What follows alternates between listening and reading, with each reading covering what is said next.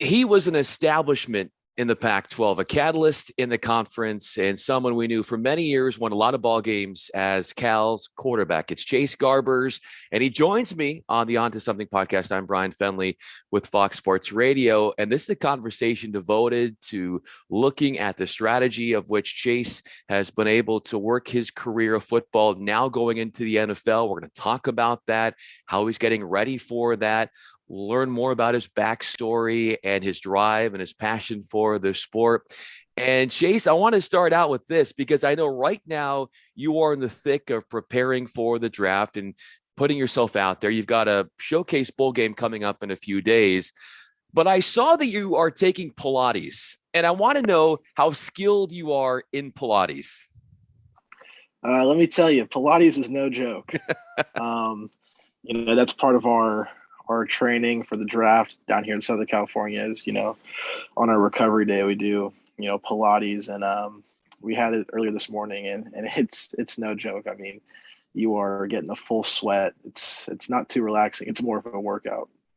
You are working out with a lot of other great quarterbacks who are now making that transition to the NFL, guys like Carson Strong and Des Ridder. What is it like getting to build relationships with them and going through this together with them?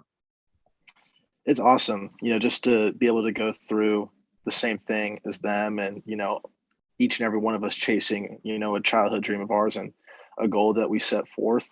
And it's also just awesome to be around, other quarterbacks and kind of see how their college careers went, what they learned.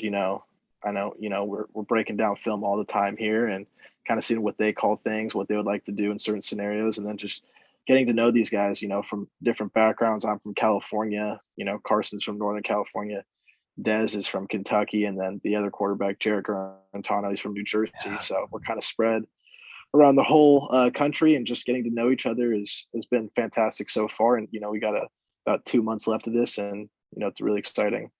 Somebody who's helping you through the training process, if I'm not mistaken, Chase, is Jordan Palmer, someone who has such a great reputation as developing quarterbacks and getting them ready for the next level. How have you gotten better under his tutelage? Well, just in the brief, couple weeks that, we've been down here in Southern California, I've already seen, huge strides forward. What we really focus on is kind of the biomechanics side on the field and physically, and, being able to have full, hip rotation in your throws and trying to be the most efficient passer we can be. Because in the NFL, any wasted movement could turn to a negative play, and just being able to, control your body and have that mind-body connection. I think that's, been a huge emphasis for us so far early on in this process. And, Jordan has been doing this for about 10 years now. He knows what he's doing. He knows what he's talking about. So just being able to grasp anything and kind of learn, throughout this whole process has been truly amazing. So if I were to live a day in your life right now in the lead up, from wake up to going to sleep, what is it like being Chase Garbers? Well, the days are pretty busy. We'd wake up around 6:30, eat some breakfast, and then we head out to the field to go throw from about 8 to, 10. And actually for about the first 30 minutes to an hour, we're not even touching a football. It's all kind of just body activation, making sure certain like body, movements and patterns are where we wanted to be, and just kind of focus on like the biomechanics side and kind of the mind body connection. And then we throw, then we have our little running session, a little speed session with Les Spellman and Javon Pinnock and his crew. Right after that, then get about an hour off, normally eat some lunch there, then head over to the facility to go lift with our trainer, Naomi, who's done a great job, putting us in shape and, kind of making us the best quarterback possible. And then after that, depending on the day, you have physical therapy right after that, and then come back to the house for a little nightly meeting, whether it's, defensive breakdown or offensive breakdown, depending on, what it is. And then you kind of have about 5, 6 o'clock, till you want to sleep to yourself. Chase Garbers is with me. I'm Bryan Fenley. So your athleticism, your knowledge of the game is improving right now in a big way.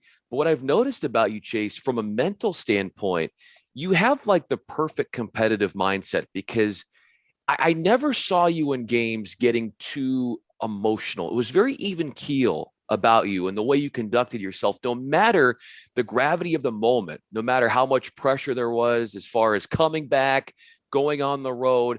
The same version of Chase Garbers I saw on the road as I saw at home. Where did that come from, and how have you worked to make that a possibility? That's just been me, growing up. I've always been even keel.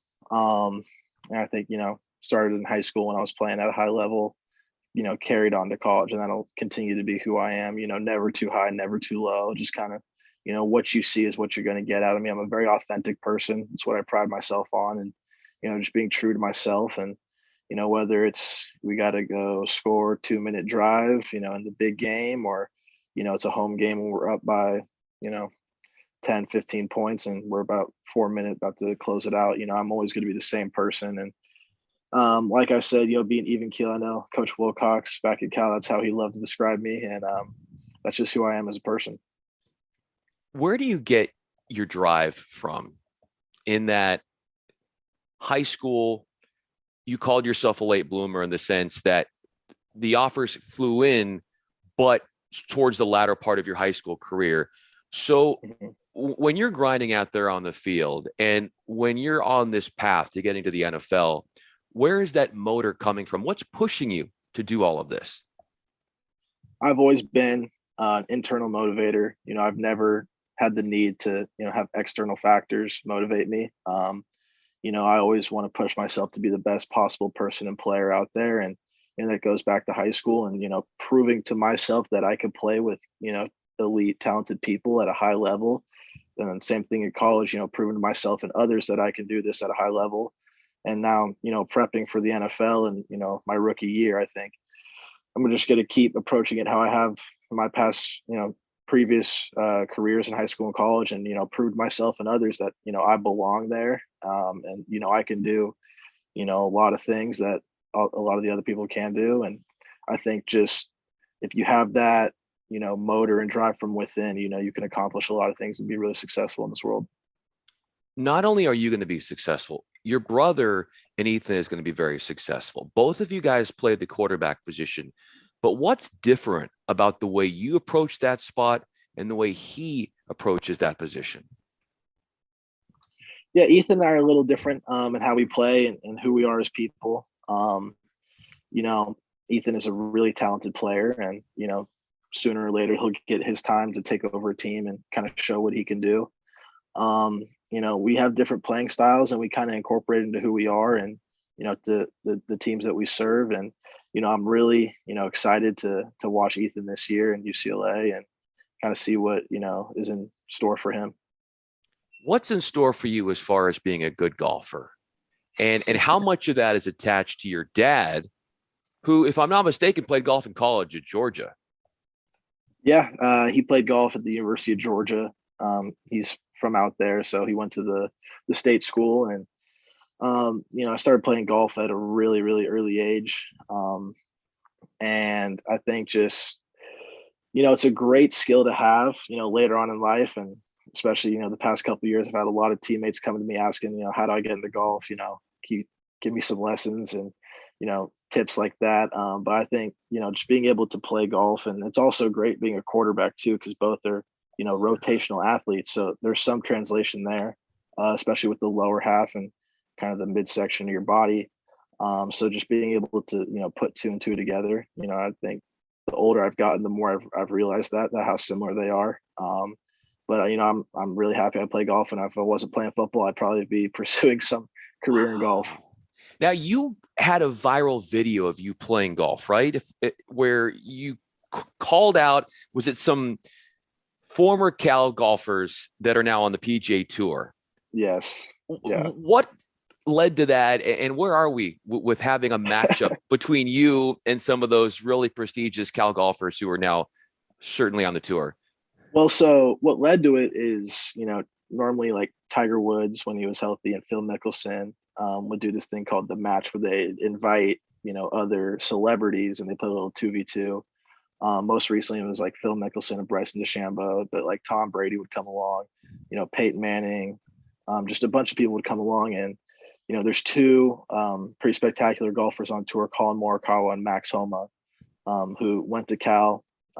Colin and I overlapped, I think, by a year, and then Aaron Rodgers was also on one of those, and as a golfer as well. So I figured, might as well try and use my platform and see if I can get a response out of these guys. And actually, they all responded. We just got to figure out a time to get it going. Have you been able to meet Aaron Rodgers at this point in your career? I'm certain if you haven't, it will happen. But to this point, have you guys crossed paths? I know you've connected on social media, though. Yeah, no, I've not met Aaron in person. Obviously, we're both in the same sport in the same season, so it's pretty tough. But we have talked over the phone and over FaceTime. He did send us a great video before the Stanford game this past year. So that was really spectacular, for the team to see. But obviously we're both Cal quarterbacks. I would love to meet him in person one day. Hopefully we're in the same NFL league. So kind of coming soon. 50 years from now, when you're with some of your college teammates and you guys are reminiscing about those days, what are the biggest points you're going to bring up as far as moments that 50 years later you still get jazzed about? Well, obviously, you'll remember, the important games, big game this past year, 2021, 2019, beating USC, at the Coliseum, some memorable games, for Cal history. The Lightning game at Washington in 2019, where, we ended the game at 2 a.m. Yeah, some pretty spectacular games. But also, what we'll reminisce on is kind of the moments in the locker room and also in the off season, because, you only play guaranteed 12 games out of the year, but where most of your memories are made are in that locker room, in the summer, in the winter, grinding with each other in the off season, and just kind of the memories and laughs that you'll share for a lifetime. I'm sure you'll have memorable moments that you will share for a lifetime in going back to the Ole Miss win that you had when you went on the road. Mm-hmm. What was that trip like for you? And then the way you guys won right down to the wire.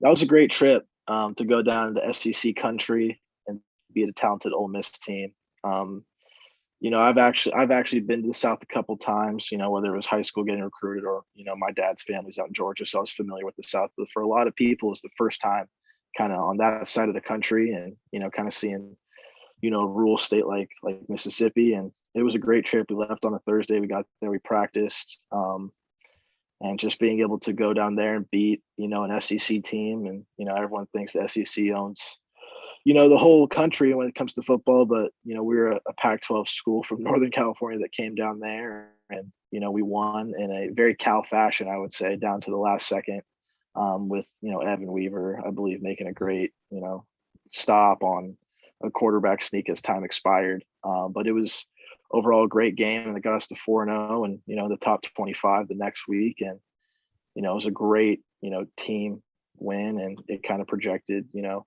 season going forward.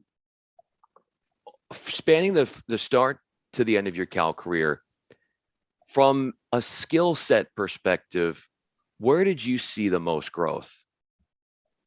Within myself or within the team? within yourself. From the quarterback position, from coming in as a true freshman, mm-hmm. and then growing and ripening as a QB over those years.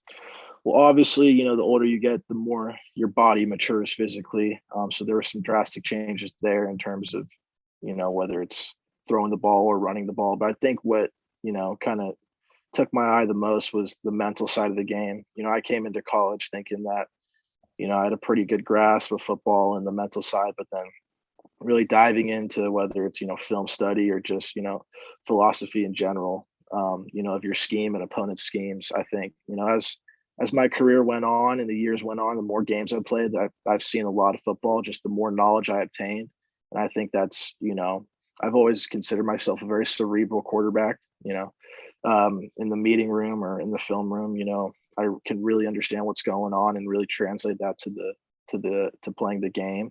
And that's, what I pride myself on going forward. Those things you said that you pride yourself most on, how do you think those are going to translate to the next level? I think they're going to translate really well. I'm not 6'6". I don't have a cannon. So it's definitely going to be the little things that set you apart. And I think, being able to process information at a high level, whether it's film study or when it's, live at you in the game, is only going to elevate you to the next level. And because, everyone is so good in the NFL and, talent is pretty equal. That's just those little things, whether it's, body control or mindset that'll set you apart.